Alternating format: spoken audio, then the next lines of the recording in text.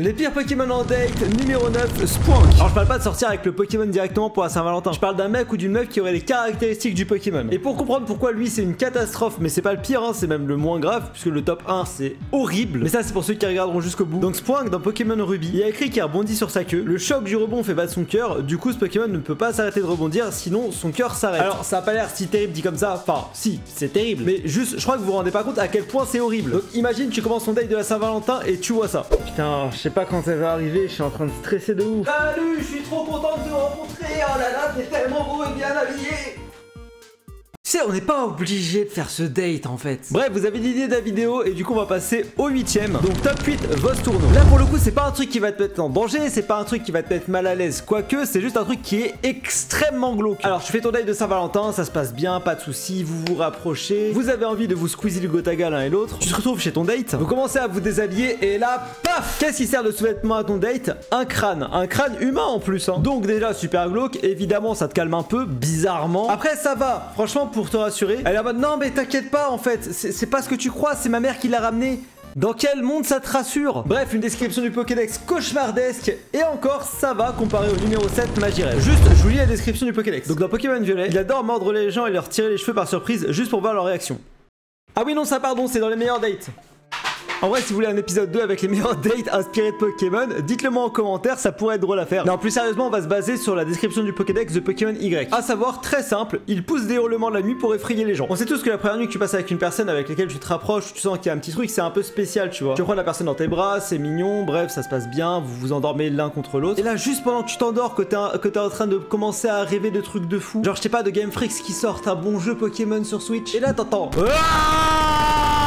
Et tu vois ta crush qui est content de la situation.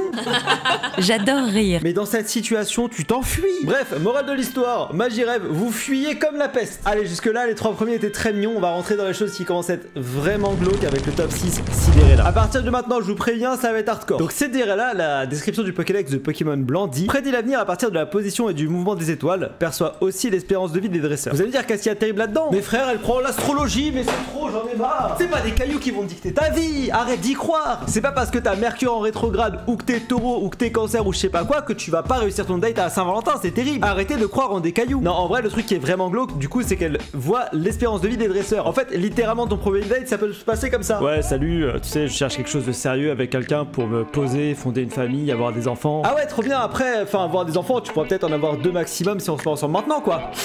Ça va, toi? Et c'est terrible. Donc, non, Cinderella, franchement...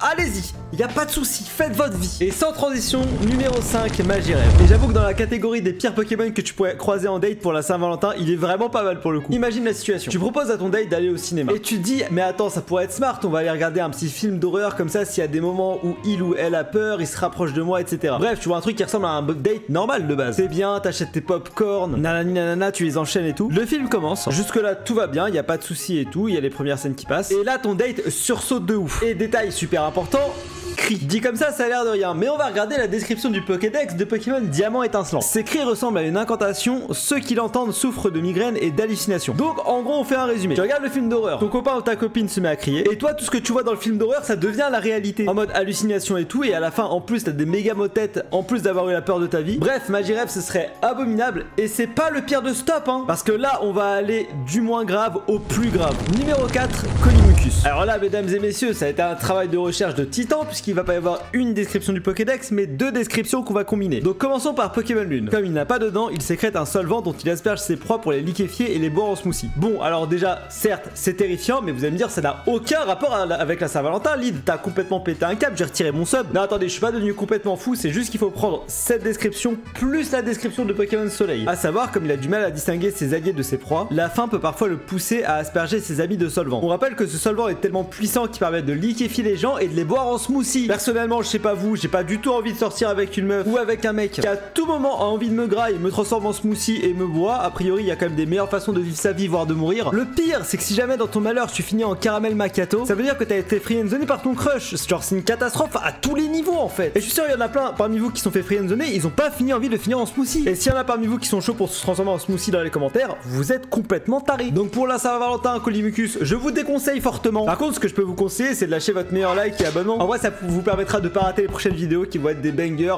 Je dis rien, vous verrez. Et merci énormément pour ton sub. Du coup, numéro 3, Branette. Alors Branette, c'est un peu particulier. Il y a une seule raison pour laquelle le Pokémon n'est pas plus haut dans le classement. Disons que tu sors avec ton copain ou ta copine. Parce que oui, je parle pas de sortir avec les Pokémon directement. Astarion, calme-toi. Bref, tu sors avec, ça se passe bien, y a pas de souci, la relation se passe correctement et tout. Mais vous savez, c'est quoi le point commun entre toutes les relations qui s'arrêtent?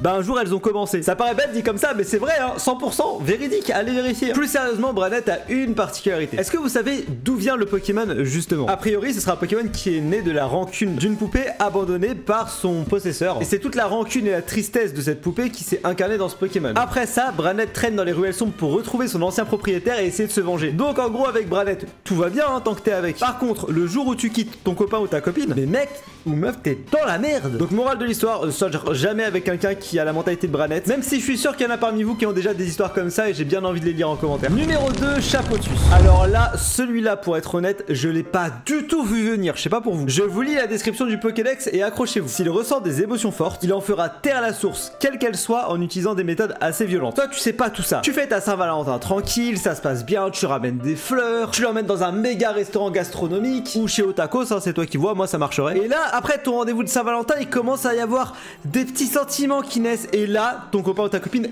pète un câble. Elle vient te chercher, elle te fracasse la gueule pour être sûr de plus ressentir ses émotions. Et vous croyez que je suis en train d'exagérer, mais c'est vraiment ça sa description de Pokédex. Dans Pokémon Bouclier, il y a écrit: il frappe ses ennemis avec ses tresses pour les faire taire. Sa puissance est telle qu'il peut mettre KO un boxeur professionnel d'un seul coup. Le frérot, il pourrait rejoindre Baki et Cédric Dombé en plein match de MMA, leur fracasser la gueule à tous les deux, et tout ça juste parce qu'il a des sentiments envers toi. Donc là, logiquement, il pourrait rien avoir de pire, on est d'accord. Mesdames et messieurs, vous n'êtes pas prêts pour le top 1. C'est une dinguerie, je sais même pas comment c'est possible que ce Pokémon soit perçu comme étant mignon. Il y a même des gens qui ont ce Pokémon en Pokémon préféré alors qu'il est horrible. Bref, je vous fais pas plus patienter. Mesdames et messieurs, le top 1 de cette vidéo, c'est bien entendu Gardevoir.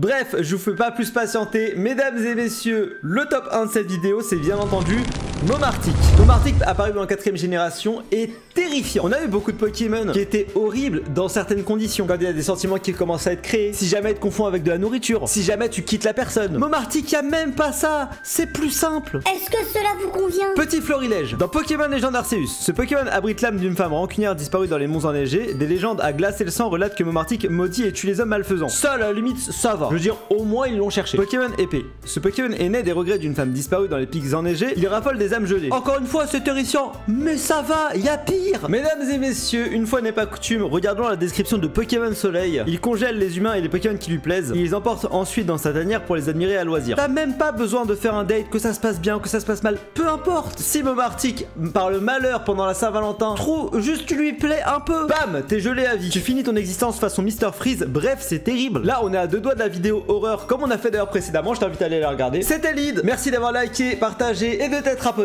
À la prochaine.